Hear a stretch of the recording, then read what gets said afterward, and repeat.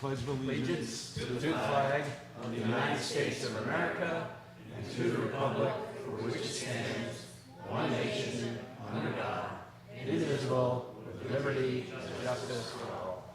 Let's hope for another 250 years. Yeah. Okay, welcome to the July meeting of the Philipstown Town Board. Happy 250th birthday to what I feel is still an amazing country. So, public hearing, June 10th, 2026. So moved. Second. Second. All in favor? Aye. And I vote aye. Monthly meeting of June 10th, 2026. So moved. Second. Second. All in favor? Aye. And I vote aye. Workshop meeting, June 17th, 2026. So moved. Second. Second. All in favor? Aye. And I vote aye. Workshop meeting of June 24th, 2026. Second. Second. All in favor? Aye. And I vote aye. Conservation Board, committee reports. Got no report this week, or this month. I attended I gave this month's report last month, if that makes any sense. So next week's, the next meeting is next week on Tuesday, and I'll attend that and have a report for the following month. Okay, great, thank you. Recreation. Recreation started the summer day camp, and it was all about camp the past few weeks.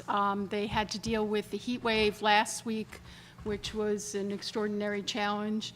And then this week we had the rains. So they've been very busy, but it started off very well attended, and they still have a waiting list, but people will move up on that as people's plans change. But thank you to Cecily Hall and all the recreation staff, Susan Richardson, and the amazing counselors and everyone that made camp possible the last couple of weeks. It's amazing.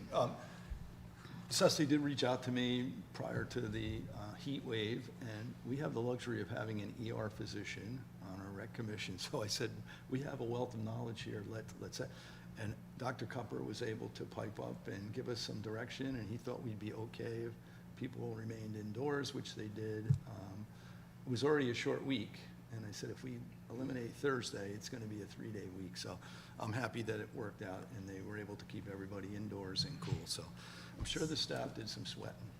Yes, We it have was a- unbelievable. Yeah, it was They ridiculous. did a great job. My appreciation. We have Thank a you. natural sprinkler down there now too, don't we? Yeah, we sure do. Yes, splash pad. We'll talk about that.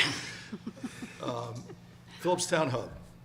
The Philipstown Hub hosted and facilitated groups throughout the month.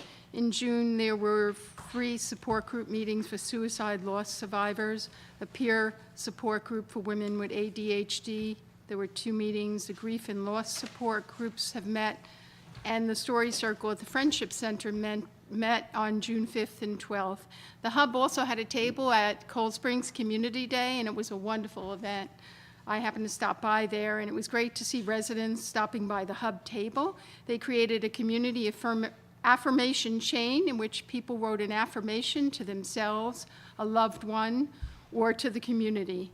And they connected all the links to form a chain that they watched grow throughout the day. So that was a great Hub initiative at the Community Day. And speaking of Dr. Eric Cupper, he held a refresher for high school seniors administering Narcan on June 10th.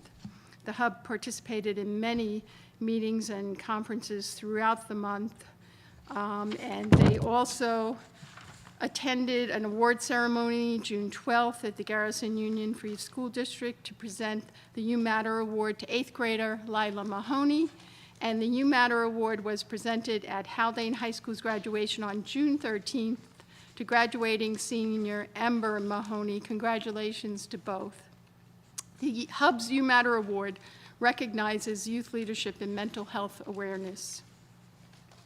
Other highlights and accomplishments: there was continued growth in the community visibility and impact, expansion of partnerships and referrals, and there were development of new programming and support initiatives, including one of the new programs they're doing. They found that the men's program for men who were 60 and older at the Friendship Center was very successful. And they started one for women as well, which is very exciting. So any women who are 60 and over at the Friendship Center, the Women's Collective is a discussion group. It will run on Fridays in July at the Friendship Center from 11:15 to 12:15. So that was by popular demand. And the care coordination in fiscal year 25-26, in June, the total number of touch points for the month were 321. And for the fiscal year, 4,911. It's amazing. Calls, 25 calls in the month of June, 145 emails, 75 texts, 1 in-person visit, and 2 Zooms with people who needed the hub services, as well as 22 groups met in the month, and the U-Matter line received 12 calls. And finally, a personal story, a parent reached out to the hub about her 12-year-old who was experiencing some anxiety at school, and therapy was recommended, but the family couldn't connect with the resources. They reached out to the hub, and the hub made sure that those resources were available to the family. So thank you to Michelle Cupper, the Executive Director of the Philipstown Hub, and to all the board and staff and volunteers and the coordinators who work at the hub. Thank you. Thank you, Judy. Thank you to the hub staff.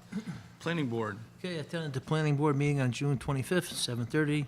Pretty full agenda. We had 2 public hearings. The first public hearing was Volano, 3191 Route 9, Cold Spring. They've been in front of the planning board for about 3 or 4 months now. This is kind of directly across from the golf station. As you go out that red light, if you look across the street, that's where that place is. There was no comments at all from the public hearing.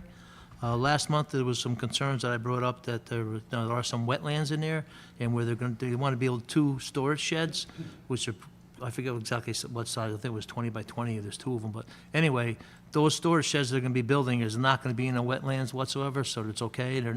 I'm sorry, they will be in the wetlands, but they're not occupied. So if it's not occupied, they can build in the wetlands. So as I said, there was no public comment, public hearing was closed, and the planning board will prepare a resolution for next July's meeting, which is July 23rd. Second public hearing is Savon and Zibano, 825 Route 9D in Garrison. They've been in front of the planning board the last few months. So they're building a minor project. It's additional to the house and an additional structure to the pool room. Again, there was no public hearing whatsoever. The public hearing was closed, and they will prepare a resolution for the July meeting. Old business, Krasinski Plaza, 3626 Route 9, Cold Spring. They've been in front of the planning board probably almost 3 years now. Everything is in order at this particular time. Last month, there was a public hearing. There was concerns about traffic. As everyone always knows, there's always traffic concerns on Route 9, especially when you're adding entrances and exits to them. But both traffic studies really were into agreement.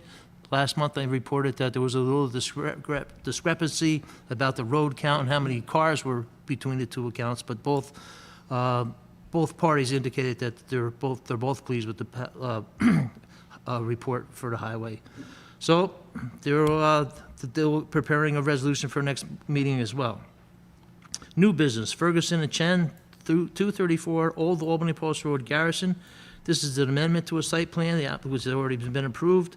Applicant is seeking approval for a construction of a new barn that was previously approved in the site plan for pre-construction of the house. A pool house will also be proposed within the existing pool shed. Both barn and pool house will be served by a new surface sewage treatment plant and existing well. So listed as a type 2 action, and they're going to be, the new building is going to be 100 by 26, which is 2,600 square feet.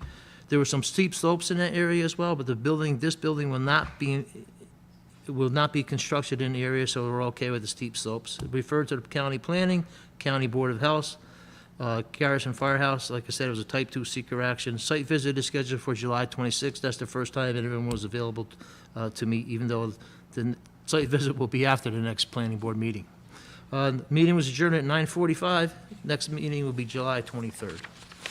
End of report. Thank you to the planning board. Zoning board. I have a report on the zoning board meeting of June the 22nd in the packet, but I'm going to tell you there was nothing but very routine and normal and nothing unusual amongst those issues. So I'm just going to add my welcome to the supervisors.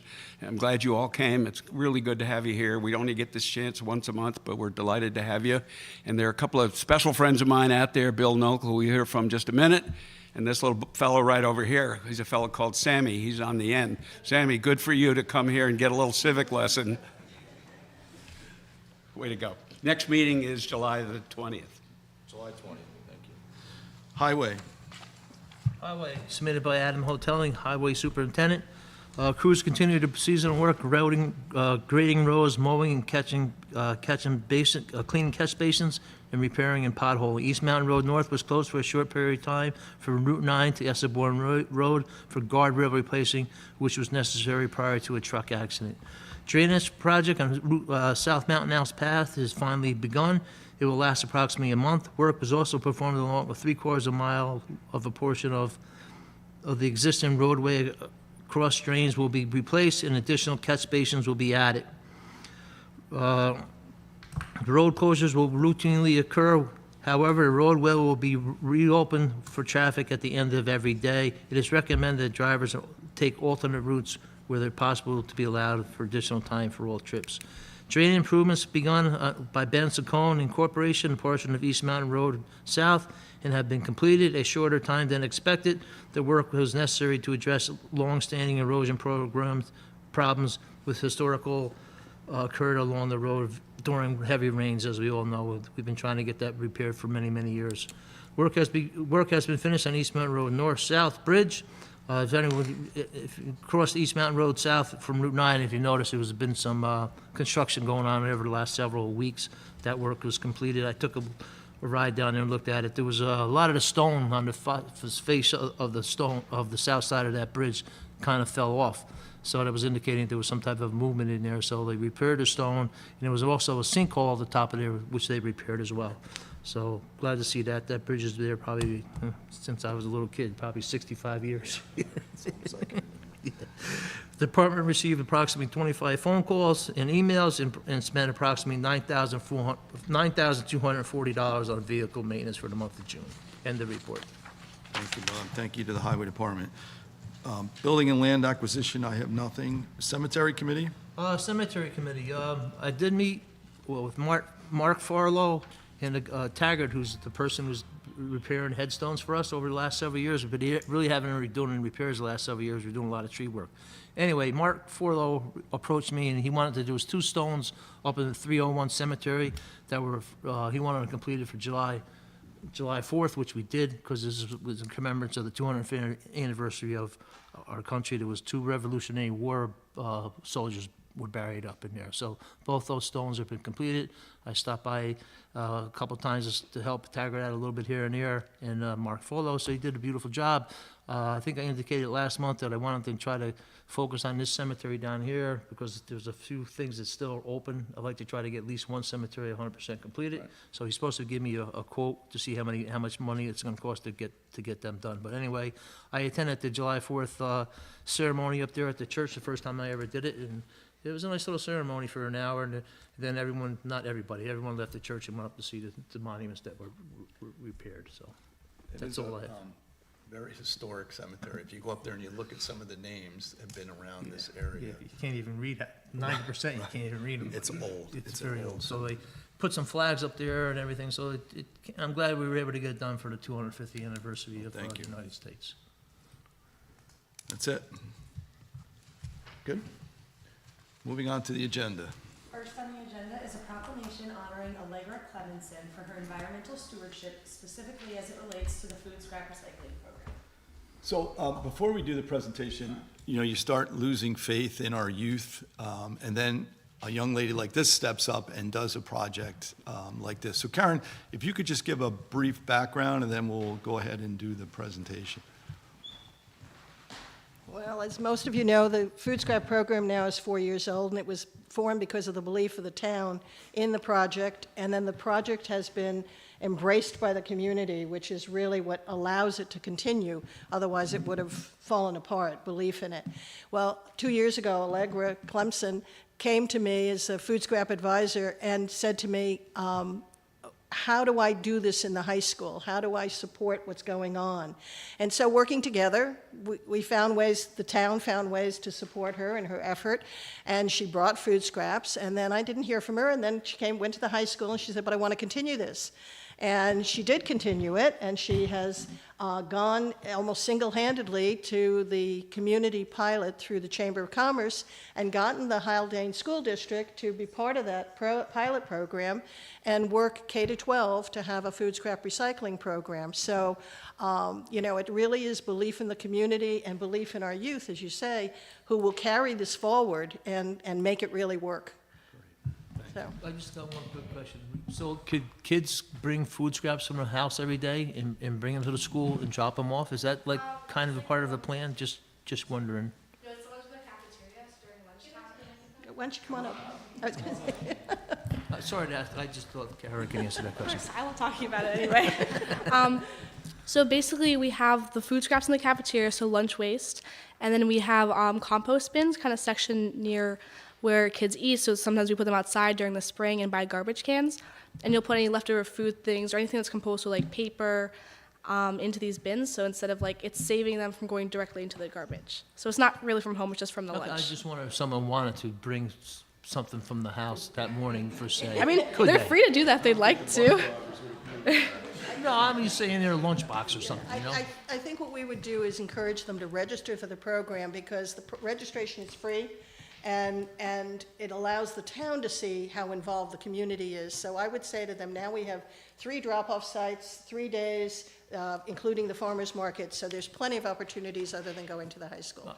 So, Understood, I was just thinking if kids were going there anyway. Yeah. saving time and money, right? Okay, so here you are. Whereas it is important to support and encourage the efforts of young adults to make responsible and sustainable choices over their lifetimes for themselves and others. Whereas since 2024, Allegra Clementson has worked cooperatively with the Town of Philipstown Food Scrap Advisory Committee to create a sustainable food waste recovery strategy for the entire Haldane School District, K through 12. Whereas the food scrap recycling program within the Haldane School District was initiated, designed, coordinated, and overseen by Allegra. Whereas Allegra recently succeeded in getting approval for the Haldane School District to participate in the Cold Spring Chamber of Commerce effort to expand food scrap recovery to commercial food waste businesses. Whereas Allegra has demonstrated superior qualities of dedication to excellence and a tireless effort to create a sustainable reduction of community GHG emissions. Now, therefore, the Board of Philipstown, on behalf of all of its residents, join the Town Food Scrap Advisory Committee in recognizing this outstanding young woman for her many accomplishments, specifically her support of community efforts to reduce GHG emissions through the creation of sustainable food waste recovery system within the Haldane School District. Congratulations.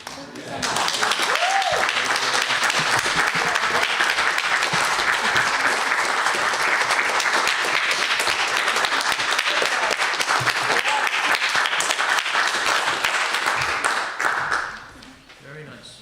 Thank you. Thank you so much. Thank you so much, Allegra. You're not staying for the rest of the meeting? Thank you, Haldane. I don't blame you. All right, take care. Thank you, folks. Next on the agenda is Bill Nulk, Chairman of the Putnam County Industrial Development Agency, to provide a brief update on the PCIDA's activities. Come on up, Bill. Welcome. Well, thank you for this opportunity to remind you, because I'm sure you all have heard about the IDA in some form or another, that we have an IDA, which is an Industrial Development Agency. It's an agency that's authorized by New York State Legislature, but specifically for the use in Putnam County. And the legislation actually started in 1960, and Putnam County joined the program in 1996, and it's gone through several phases and iterations, and I've been involved with it since actually 2014, 2014. It represents, it's a 7-member board, all volunteers, and we're very proud of the fact that we have representation from every town and region in the county. Your particular representative, we're very proud to have, is James Hartford, recognized architect, and he brings a lot of good information to the board. Basically, what we do is we're the toolbox of the economic development team, and we're looking for projects that tourism or the Putnam County Economic Development Corporation, realtors, anybody else brings that are, eligible for the kind of benefits that we can give. And so we're looking for Putnam appropriate projects. And what we can offer are tax abatements. We don't give away money. What we give away what we offer are abatements in a mortgage tax abatement, if you're having a mortgage as part of your project, which can be substantial, sales tax on the project's construction, and also some of the startup expenses, and that can be also a significant amount. And then the one that many people are aware of is pilots, payment in lieu of taxes, which I need to explain is not a giveaway again. What it is number one, when the project gets a pilot from the IDA, they still are paying their property taxes for the property that they are getting, and then they are getting an abatement that's scheduled from basically typically 50%, and then it decreases up to paying a full 100% over 10 years. But that is on the improvements to the property. So you're never losing money, you're gaining the benefits of a new property that's now going to be on the tax rolls at a used amount, and then the benefits that you get from the property development. Does that help? So, Bill, we have a very small industrial commercial zone on Route 9. Basically, there's Yes. a couple existing buildings, and I know there's some proposed. If they were looking for assistance from you, how would they go about contacting you? Do you have a website, or what would the? Oh, we have a website. We have a phone number. I got to leave my card here. Okay. Nat knows how to get me very well. And huh? Yeah, you if you want to give out your phone number, you're on TV if you'd like to. Okay, well, Or it's, we'll keep it private. yeah, for now. it's If we have easier any you go, applicants that are interested, we'll because connect the phone them number with right now, it's still coming to my private cell number because No, let's not do that. telephone numbers are very difficult in the county and sometimes. Right. But it is it's a simple PutnamIDA.com website. Okay. And we're happy to help anybody and talk to them. Again, we're looking for Putnam appropriate businesses, and We'll call it Philipstown appropriate. what? We'll call it Philipstown appropriate. Well, you're in Putnam, Right. You count, Yes, we do. Thanks for acknowledging that. Okay, well, it's and I don't want to pick on anything. Hope it don't stir up anything. But we have a lot of discussion about the other side of the mountains and things like that. So you guys are aware of that. Right. But we would be, ecstatic if we could do something to bring some kind of benefits to your side too. Perfect. Is the IDA seen as a benefit for just new businesses or existing businesses as well? Oh, existing. Actually, it's one of the functions.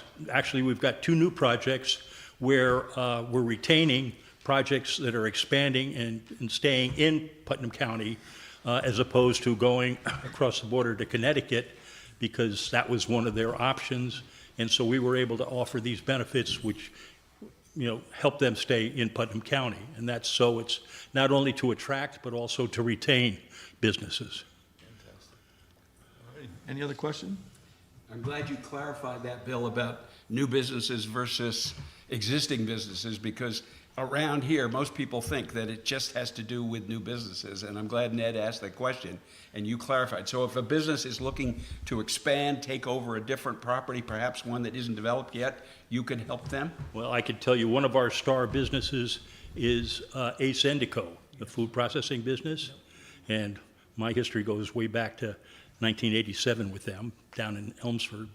But they started here in 2004.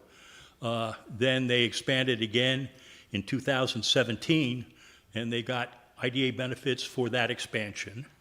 They expanded again recently in 2022, where they added on their new marketplace. If any of you have been there, you'll know it's a The state of the kind county address was, Huh? the state of the county address was there 2 years ago. It was Yeah. amazing.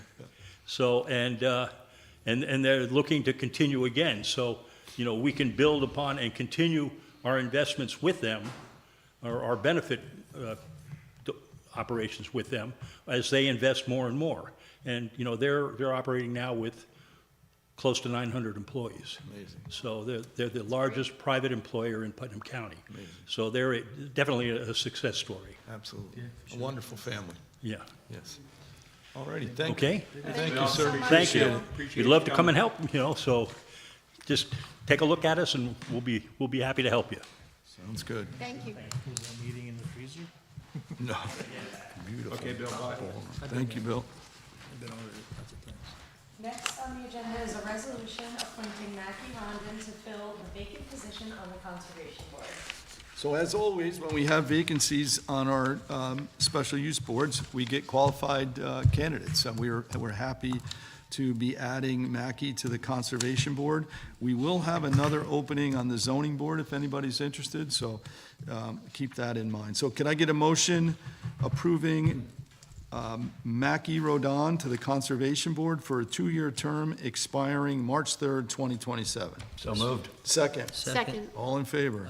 And I vote aye. Welcome aboard, Mackie. Appreciate it.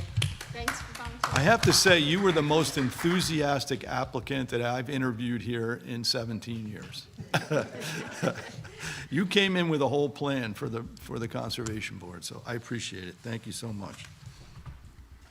Next is a resolution appointing Michael Chung to fill the vacant position on the Zoning Board of Appeals. So Michael, another fantastic applicant, is coming in, offering his services to the town of Philipstown. You'll be a great addition to the zoning board, I'm sure. Bob D., who's a very interesting character, will really appreciate having you on his staff. So can I get a motion approving Michael Chung to the Zoning Board of Appeals to fill the vacancy term to expire March 31, 2031? So moved. Second. Second. All in favor? Aye. Thank you, Michael. Welcome. you. There you go, Mike.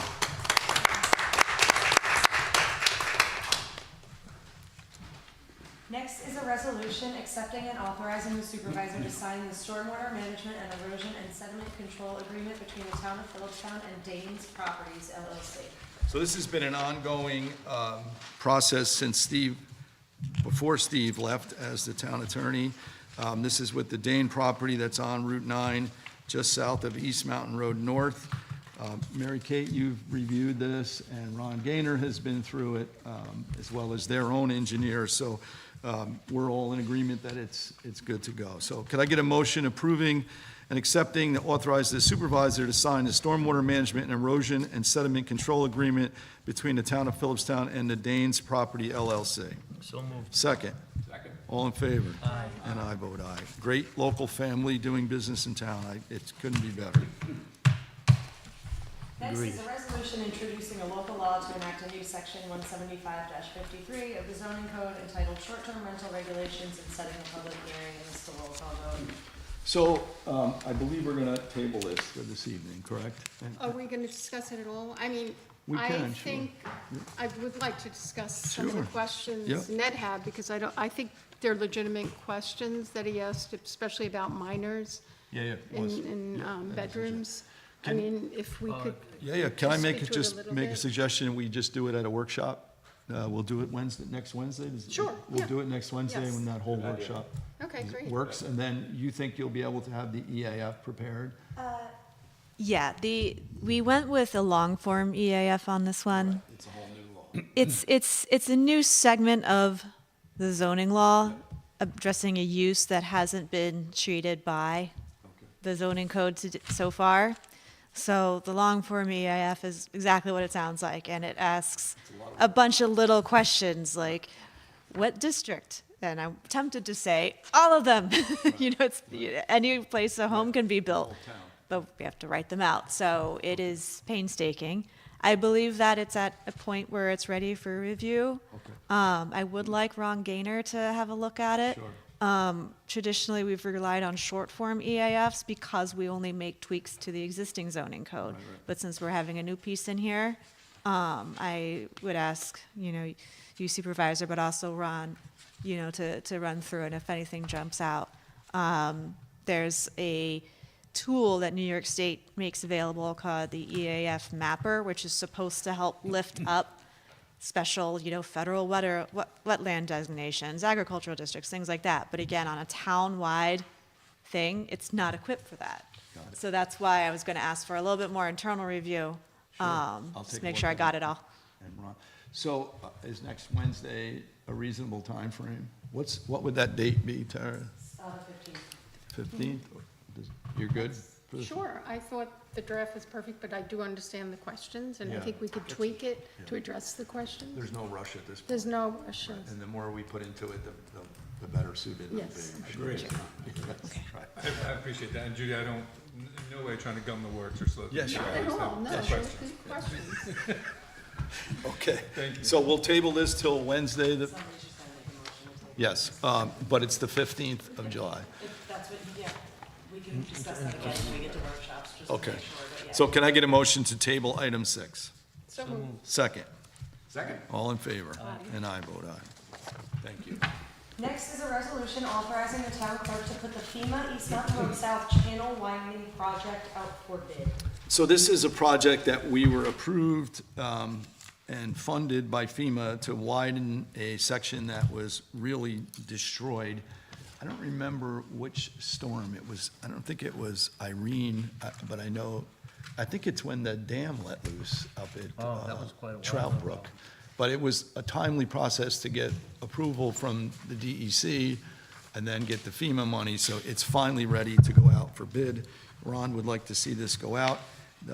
So could I get a motion authorizing the town clerk to put the FEMA East Mountain Road South Channel Widening Project out for bid? So moved. Second. Second. All in favor? Aye. And I vote. Thank you. Thank you to Ron.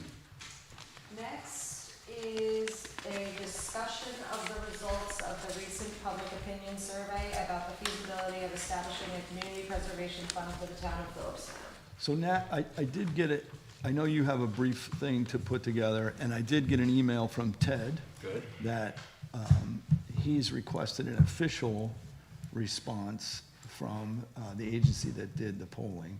So if you want to just give us a Yeah, I brief just- synopsis, and then we'll get the formal Good. answer. Because I think there's a bit of a mystery in town about this public opinion survey that went around and what in fact a community preservation fund is. And I'll try to be brief, but if we had one of those, and we can only have one if the voters approve it, then the town, including the villages, would have some money that would be available to purchase property for conservation purposes.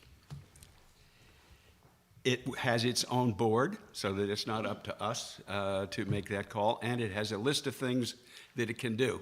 That's called a community preservation plan, and we have one of those already in place. Question is, how do you get money into this fund? And the most popular funding mechanism is, I'm going to use the dreaded tax word, TAX. The way to get money in this is to establish a real estate transfer tax, which applies only to the buyers of properties in Philipstown. And it is an amount that gets tacked on to their purchase price, equals to about 1% to 2% of the purchase price. So it's not a tax on everybody. It's a tax on the buyers of property in Philipstown above a certain threshold, because the houses that are priced at prices under the median sales price in the county are exempt. So if, in fact, unfortunately, that median price is about $500,000, but houses in that range don't get this tax. It's the bigger ones that pay 1% to 2% on the purchase price, and that money goes into the Community Preservation Fund, if we had one. So we needed to test out, because the voters have to approve this, we needed to test out their support for such a measure. So we had some friends, the Land Trust, as they had done so, the Hudson Highlands Land Trust, as they had done several years ago, introduced us to a group called the Trust for Public Land, who donated, who in fact funded a public opinion survey that some of you may have taken. We were told not to say anything about it, so we couldn't tell you that it was legit as opposed to otherwise. They got 307 responses in a 3-week period, and this is a tool that's going to have to wait because the results of the study suggested that the voters would not support a community preservation fund at this time, citing mostly just cost of living reasons, and all they heard was tax. And it's just going to have to wait. I think we all feel here that it's a good option to consider to have on the shelf, and we hope to be able to find another time when we can bring it back up. Thank you so much. Okay, so we will be getting a formal report from the group that did the polling with actual numbers, results, questions, and input from Ted at the Land Trust as well, so, thank you. Next on the agenda, sorry, Seal just told me this mic isn't working, so I'm gonna yell a little bit. Oh, boy, not you. Next on the agenda is to schedule the workshops or meetings. So is July 15th, next Wednesday, good for the workshop? Yes. There's a couple other items Yes. that we'll probably have to add. And then we have a regular monthly meeting on August 6th. There's also going, I did have a initial meeting with the highway crew, the shop steward, and two other guys, and the CSEA representative. So we started the negotiation for the highway contract, which will be a 5-year contract. So I was with Melissa Knapp and the crew from Highway. Melissa is preparing a brief description of what they're looking for versus what we've given in the past. The highway crew is, as always, very reasonable. My appreciation to that crew and the leadership up there, it is a great group of ladies and gentlemen that do a great job for the town of Philipstown. I wish I could give them, a ton of money, but we are restricted by the 2% cap. So there are some minor requirements or requests that they've put in, which once Melissa prepares the differences, we'll present to the town board. So probably towards the end of July. What would be the last Wednesday in July? The 29th. Okay, so let's tentatively schedule it for the 29th. You want an additional one on the 29th? Yeah. We're still doing the 15th, Yep, right? still doing the 15th. I might not be there because my daughter's birthday is the 29th. Oh, I don't blame you then. Well, we'll see. It's tentative. We might be able to move it into August. We're scheduled to meet with the group from Highway again in early August, so we need to have a discussion before I go into Is your that. contract up at a certain time? Contract's not up till the end of December, That's what I so thought. it's, we have time, so it's not a rush. So maybe we'll just move it into August when you're available, but Thank you. we'll see what comes from Melissa if we get it in time, so. That's all I have. Oh, the training was excellent, the video, thank Was you. That good. was on the equal protection. Awesome, yeah. Was it? I thought it was good, Tara, thank you for that. It's not Seal produced, so. And it's so good that I think we actually should make sure that we roll it out every 6 months or have a refresher. Maybe, Maybe, but it's very good, and there may be new employees, and we may need to. maybe we can Well, market it yes. to No, other it'll be communities. A new board member. And we will need, I mean, it's very good, and it's the kind of thing that I would like a refresher on as often as I can get it. Okay. Dewar, like the planning board and ZBA people need to see this? Okay. All right. Next on the agenda is the code enforcement monthly report. This is for June. Total fees collected, $37,468. There were 40 permits issued in total. I think that's 6 additions, alterations, or repairs to residential buildings. 33 all other permits. 21 certificates of occupancy were issued.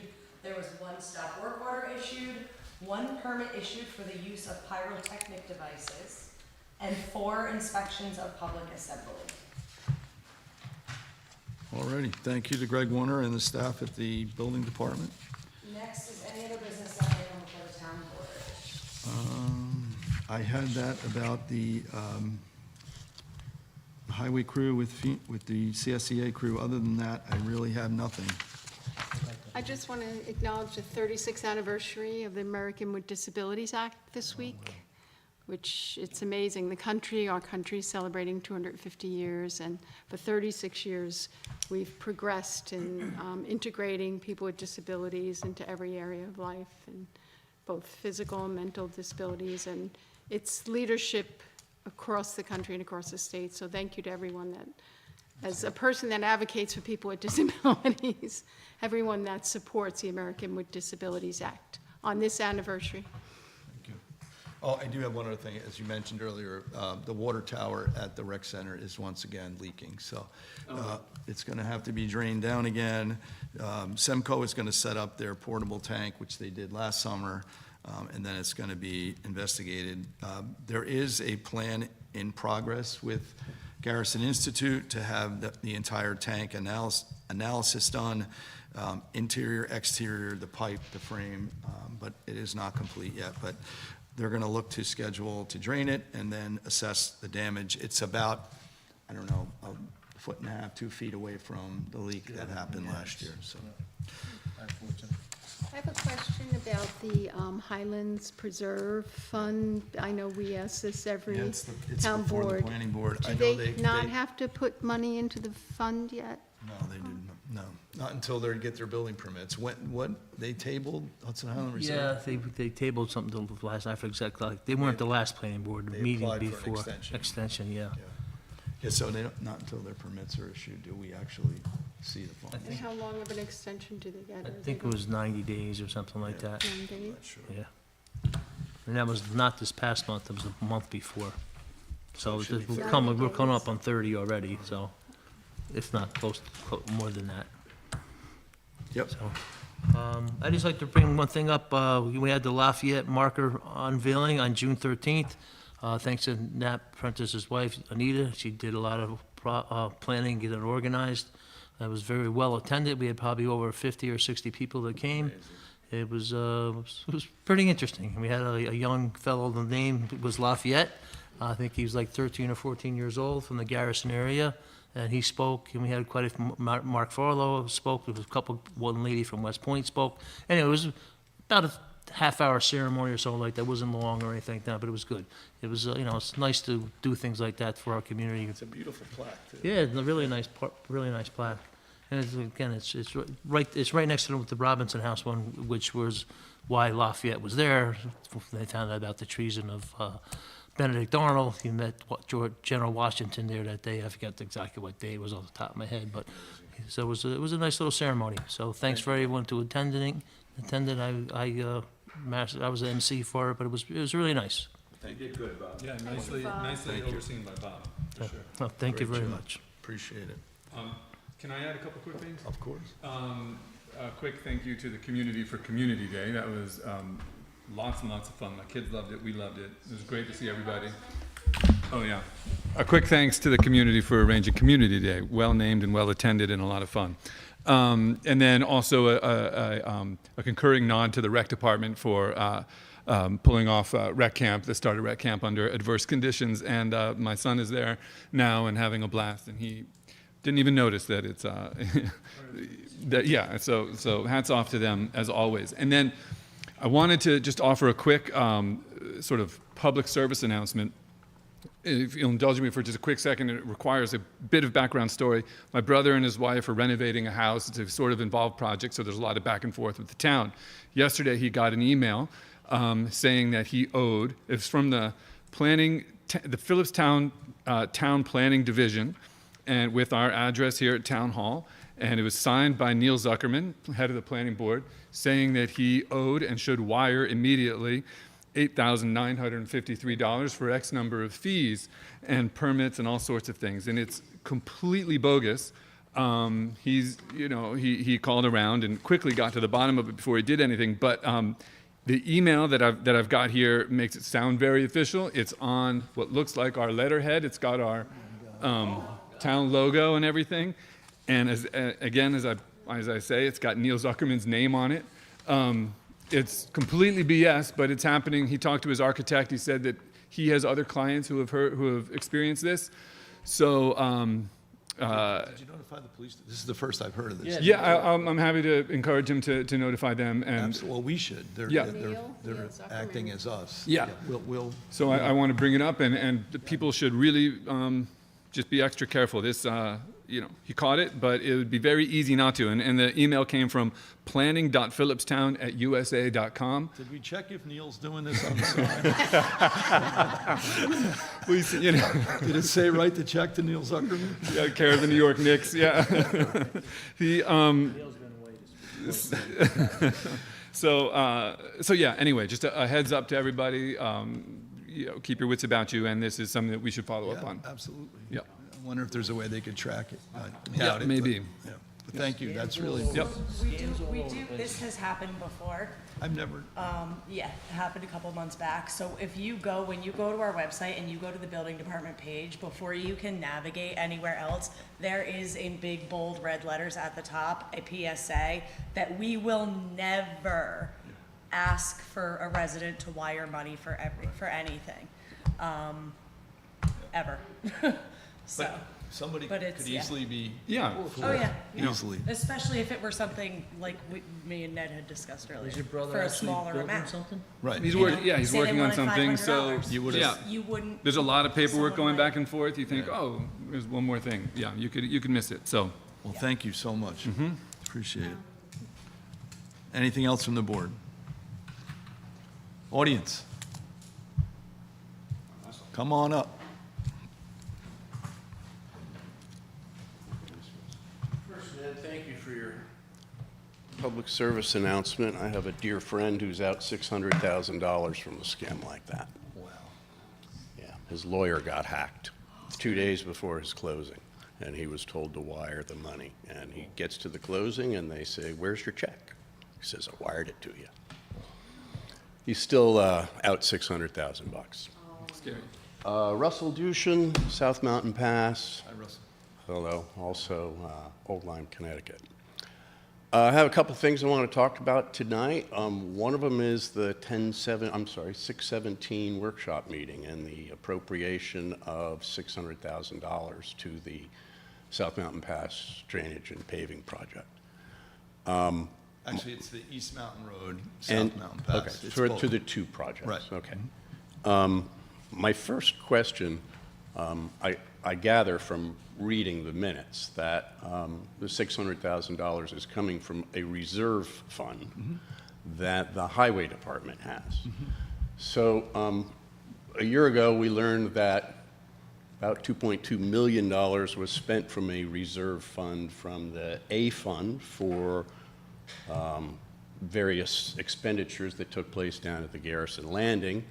A number of us were a little surprised that we had a $2.2 That was over about a billion. 12-year period. Okay. Right. Okay. But there was $2.2 million at one point in that fund that was spent Never down that at the well. large. It was an accumulation, spend, accumulate. But according to the minutes, there was $3.9 million in the highway reserve fund. My question is, how does money end up in the reserve fund? It's, first of all, it's not that large. I don't know the number off the top of my head. The whole budget for the highway department is a little over. Right, and I'm Well, not going that's to, what's in the minutes. okay. And that, to put it in perspective, that is about the size of the highway budget. Right. The minutes from which meeting? 617. When? There's a video from it too. Is there a video? It could have been- yeah, it's not a video that she took. It's a video that I take to personally help me with the minutes. All you get is the minutes. Yeah. It could have been a misspoken by someone, Yeah, but I don't if recall that, but it's- we get audited every There was year. at least 600,000 there. Yes, that's a big So- difference from 3.9 million. But it's still a big number. Right. So Okay. what happens is, over time, we budget for projects, and they don't take place, and the money it stays in the highway fund. And then it accumulates, and it accumulates.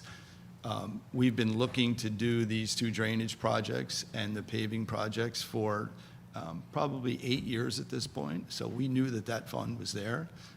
We appropriated it through the process which we needed to do, and it was legally used to do that. So every year, when you produce a budget, there is an appropriation. There is an unspent balance from the previous year. There's a Occasionally. year-to-date figure. In the last year, there was an unspent balance for the highway department of $630,000 That was- last year. And that wasn't from last year, that was rolled from years past. So that implication is then that there's only 30,000 in reserve now? Is that Probably, right? yeah. So every year, the money gets rolled over. Correct. So this is why I'm really confused, because it says 3.9 million in the minutes. I'm not familiar. So- And I can review the video, but that's probably what was Who, said. It wh- could have who been- said that in a meeting? It's in the meeting minutes for the for the Nope, June June 17 17 workshop. It must be. That there was a mistake. 3.9 million in reserve? Councilman Roush questioned if the 3.9 million in the fund balance is just for the highway department and can be transferred only for highway projects. And another question I have is there is no answer to that question in those minutes, so I'm kind of going to ask his question again next. Well, we could certainly review that with the town comptroller. I don't have that answer at the top of my head right now. But you can understand why, as a concerned taxpayer, I freak out when I see that the highway department has $3.9 million reserve, which is, again, approximately the entire budget for a given year. And Adam has been very good about saving money. I can tell you, it's obvious from just looking at the numbers. So 2025, 4.4 million budgeted, 2.5 million spent. The year before, 4.5 million budgeted, 3.9 million spent. So he's way underspending.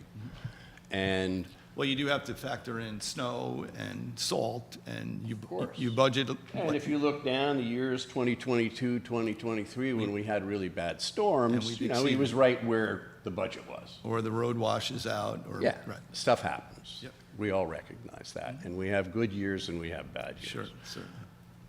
I guess what I really want as an answer to that question is there 3.9 million in that fund. And also what I would like to know at budget time is how much is in these reserve funds. We have a budget meeting and a budget I discussion know. every year. I know. I've been to many of them, not too many in recent years, but I used to go to them religiously because I understand that's where the rubber hits the road in this town. Correct. All right. I'm going to leave that topic as it is, but I am curious to know how much is in that fund. I have a couple things to say about the drainage project on South Mountain Pass. Yesterday, I received a call from my brother at about 2 in the afternoon informing me that there was a new plan that the highway, not the highway, that the town engineer had come up with to divert the stream that feeds our horses water into a culvert that would also be mixed with road runoff. So I've expressed my concerns to this board on at least 4 occasions about that culvert. The plans that were prepared said merely clean out the culvert. As I've told you numerous times, there's nothing to clean out in those culverts. They're completely rotted out. If you are under 60, that culvert is older than you, okay? Those culverts were put in there in 1965. I was 5 years old at the time. How do I know? I climbed through one, Okay. okay? I'll never do that again, unless, of course, you replace them with 18-inch culverts.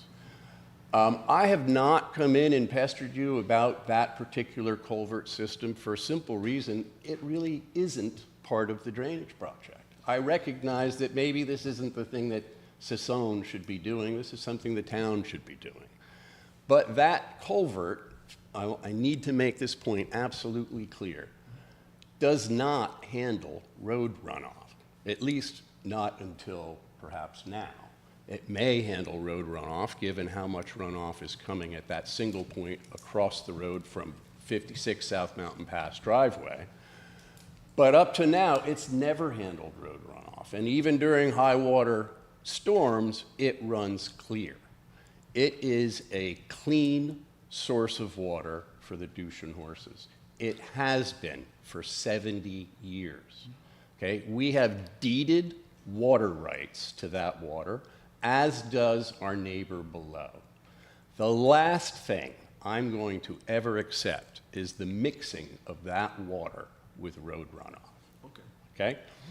I would be delighted, and I've had some very cordial conversations with Adam about this, to work with the town to replace the culvert as it exists running through our corral, to have it come out where it comes out so that we can continue to enjoy the clean water that we are entitled to by deed.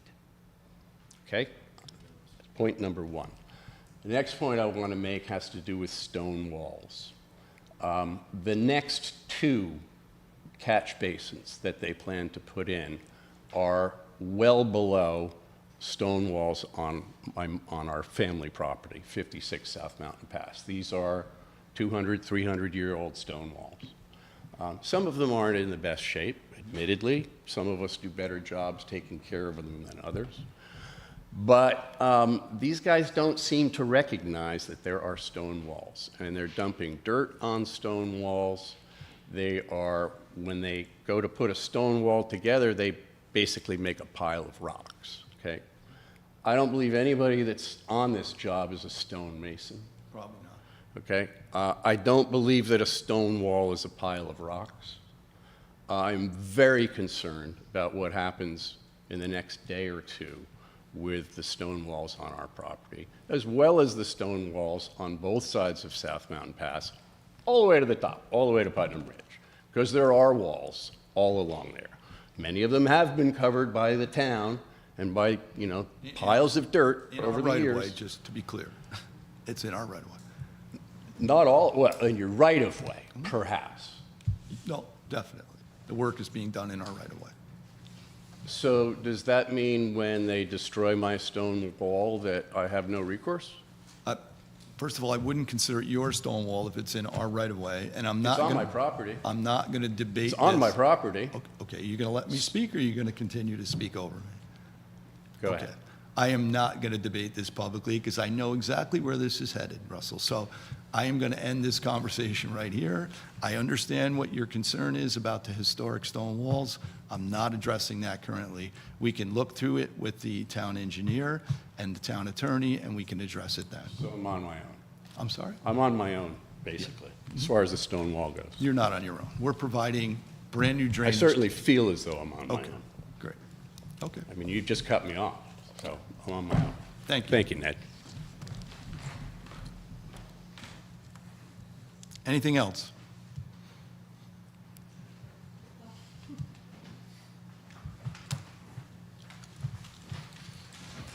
Hi, John.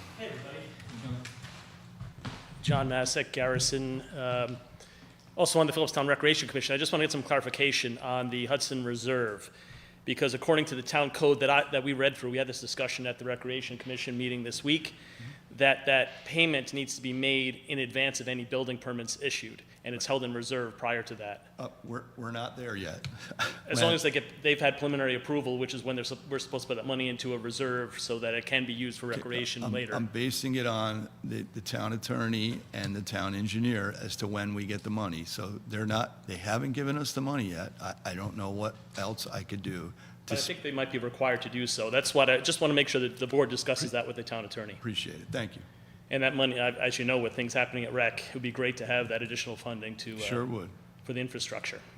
Separate to that, I was curious if we can add another item to the agenda on a monthly basis to know what Article 78 status is and what the costs are. I think the town wants to have that transparency, what the town's spending on that. I hear that from people in the public, what they're looking for. Why are we doing this? What are the costs? And it just would be helpful to have that up front and discuss that at every meeting. I think it's a legal matter, Mary Kate. What would you feel about making a presentation this evening about that? I can talk to you guys, right now on what's going on. Yeah. We are hammering out the briefing schedule for the respondents, the New York State Office of Parks and the Hudson Highlands Fjord Trail. I don't want to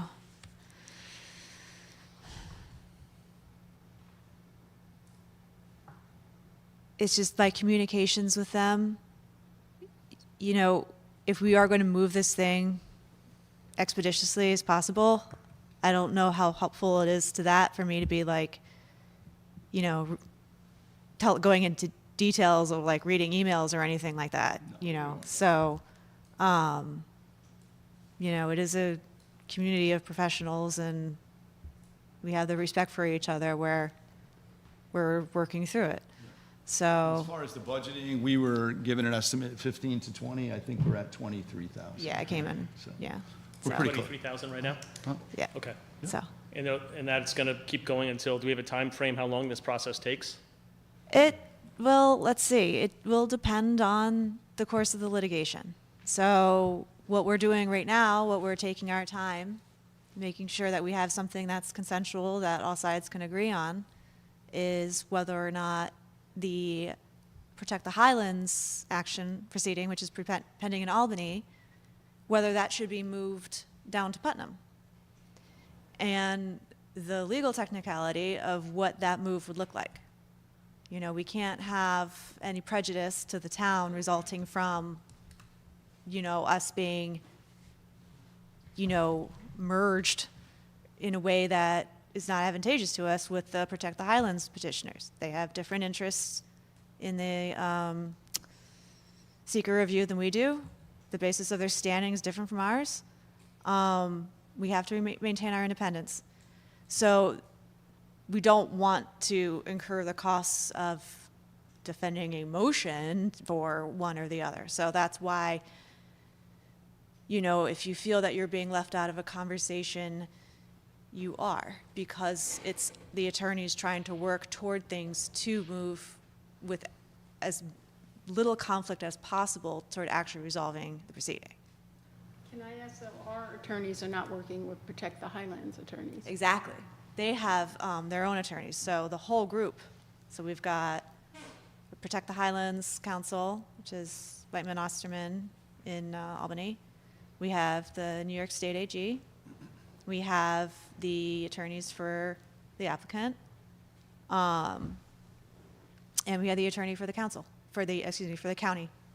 So, And the village. and the town village, of course, Philipstown. yes, Right. and me. And Mary Kay. So, It's, I think it's just helpful to know what's going on, and if, again, reiterate my request to put it on agenda items, and then that rolling cost, so we can keep track of that. We don't want, I think the community deserves that transparency. If you could include that in the future town board meetings, that'd be very helpful. Sure. Thank you. Thank you all. Thanks, John. Just quick on that topic, that the lawsuit is, or our filing is a public document. It's free for anybody, available for anybody to read, correct? Sure. So people who are concerned should, you know, go through it. Yeah, I think many have, and they're just curious what Yeah. the status is and costs associated with that. Anything else? Yes, Shelley?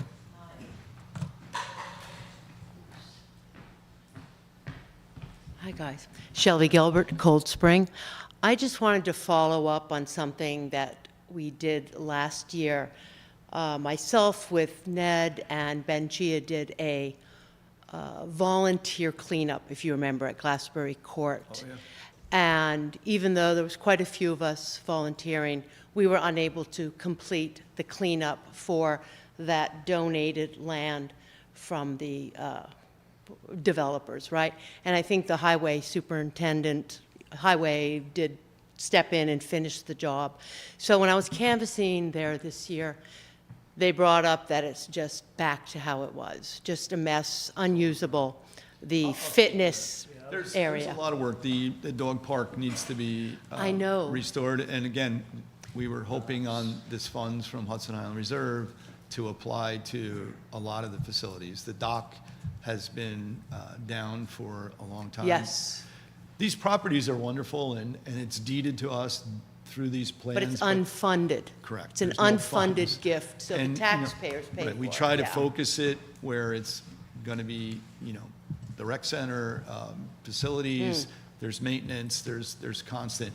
I'll speak with Adam and see if he's got some time to Yeah. get up there and just do some cleanup. Would you like to? Yeah, matter of fact, I was gonna see him about that as well. Okay. Just maybe get the sickle bar up there. and do a Around little the bit pond. around the Yeah, pond. they've done that And before. They've done that before. And Last the year, Adam spent a lot of time up there, doing a lot of work for like almost 2 weeks in a row. But I was gonna talk to him anyway. Yeah, I will. He's always willing. He just dug Yeah. the trench to connect the septic system at at the pavilion, which now has, we just finalized the paperwork for that. That went, Tara, correct, to the health department? Hand-delivered it to Yeah. Vivian Watson today. So it's, that's taken care of. And Bob, when you talk to him, there is the problem with the floating dock, but there's also that fitness, Oh, you know, yeah, way in the back that there. is, Wait. that might be why he spent so much time. You know, And he didn't touch that. Those Well- trees have been down by that equipment since Hurricane Irene. Well, we There's cleaned giant- up quite a bit of it, so at least you could walk to the creek, to Right. Clove Creek, and you could walk around. I Yeah. mean, we spent It's a beautiful place. It's those really- hours there. It used to So be all mulched. can he maybe mow that? I mean, there were no trees down when we left it. It was. No, I mean, between the equipment walkable. and the stream, there is some gigantic oak trees that are laying in the water there. It's just, that I'll went talk to to, him about it. I Yeah. haven't taken a walk in the back Yeah. in quite some time, but I'm up there almost every day with my dog walking around the pond. But I Yeah. will take a walk Take up a there walk down tomorrow there. and Yeah, back, it's and lovely. I was It's a talking great about place. I was thinking about getting in touch with Adam, a couple things that I saw up there too, like, a little pothole there right where people park has been there forever. I'd like to try to get that. Well, and they Little things like notice, that. right? They can't bring their grandkids down, you know, and they can't use it as well. Yeah, okay. it's a great facility. Thank you, Shelley. Thanks, Shelley. And speaking of the pavilion, I mean, I would love to see that finished. I know the Recreation Commission has put a lot of money, Friends of Philipstown Recreation. The town has put some money in, but whatever little pots of money we might have anywhere So to we did just. have some money in wrap it that up. fund that the Hudson Island Reserve money will go into, the TL fund. I think we took 38,000 out of it. We are close. The only thing short is the paint. Joel said you have a group of people that want to paint, and we could facilitate the paint. We'll make sure the paint is facilitated, without a doubt. Bring your brush and slap it on. Will that complete the entire facility down there, or is that just? As far as I know, that's it. That's The everything. stalls are up. Just, everybody's gonna get a chance to flush the toilet and not have to use a Yeah, but I porta mean, potty. The kitchen and all that's all, everything else in there is? I don't know, did the done? kitchen I haven't been down there in weeks. But There's not really a full kitchen in there, it's just a sink and There's no stove, but there's no stove. there's a Fridge. That's fridge, all right. there is, and then you got hot dog roller or something if needed. roller dogs, they're the best. Nothing's Yeah, no, better. I mean, I didn't know what the overall plan was down there. You know for anybody that. knows how to make hot dogs? Yeah, I do. I remember Bob's I could bring my hot cart dog down truck. if you want to have a ceremony opening. we could do So we are close, and we could, maybe by Labor Day weekend, we could do something for the fall season. That would be fantastic. The goal is to open it up on opening day of fall sports, and then we have a small group of the friends that are planning some sort of maybe an opening camp out, family camp out, or Nice. something fun like that. Now that we have bathrooms. Amazing. All righty. Anything else? Just one thing about those bathrooms, are they gonna be locked in nights and stuff Oh, like yeah. that? Well, the whole place is closed, right? Well, if the whole place gets closed, there's always easy ways to get in Yeah. there. I'm Shh, just, you don't tell know, anybody. you can easily walk in. I'm just saying, so I mean, is someone gonna be designated every day to? Well, I think open? that's another expense we have to consider, because it's a lot more for the rec department to go up there and clean it. And Yeah. has the commission addressed that at all, maintenance of the? Yes, yeah, the commission has put that into the budget for next year. Right. That's the plan right now, but you're right, locking the doors is gonna be the easy part, but the constant cleaning that's gonna be required adds additional expense and manpower. Yeah, after a weekend of use, A weekend of it's gonna need, multiple activities. it's gonna need a quick cleansing. Yeah, so. and I mean, it's brand new, so we wanna keep it just clean Yeah. and keep it And then- as long as we possibly can. Was there any discussion about, renting it? Because I think it's a facility that would get great demand if it would. Yes, yeah, we already have a rental fee structure in place, so once we get this all rolling, we can do that. We'll have to see what the costs change at all with the cleanup crew for the pavilion as opposed to Right. other. The only issue is there's no alcohol. We're gonna have to review that code. Get more rentals if the town board decides to allow special permits. Because I think that would open it up to a lot more events, but Sure. we should start reviewing that You process. have weddings down there. You could. Oh, It's a- the Optimum, I meant to ask, I'm sorry to prolong this, but we were. Well, I gave you all the information. Yes. And okay, after that, I didn't think I had to do anything else. I left that in your hands. All right? Oh, I mean, I you mean did- to get cable? Yeah, Yeah, it well, was like- cameras, security cameras, we were talking about. Well, to get cable down, what was it? It was a big number. It was a lot of money. I think it was Yeah, it was 34,000 or big. something. Well, I mean, I reached out to our contacts about, see if they could do anything, but I never heard from them. Yeah. But I could follow up. It was expensive, yeah. Yeah. There's got to What be, about, obviously, you know, when you see that, I don't know much about Starlink, but, yeah, I know some people who are starting to look into Starlink, maybe that's a possibility, right? Starlink is, you know, yeah, there's got to be something, a better option than better, 34. maybe a better option, maybe something to look at Starlink, because, you know, it's got that big billboard up there on Route 9. Yeah.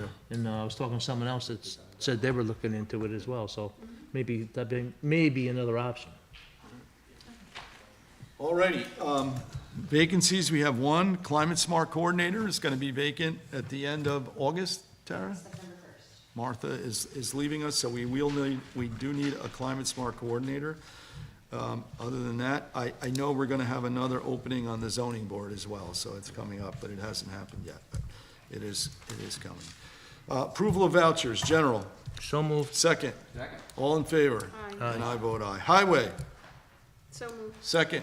Second. All in favor? Aye. And I vote aye. Continental Village Park District, So moved. second. Second. All in favor? Aye. And I vote aye. Continental Village Water District, So moved. second.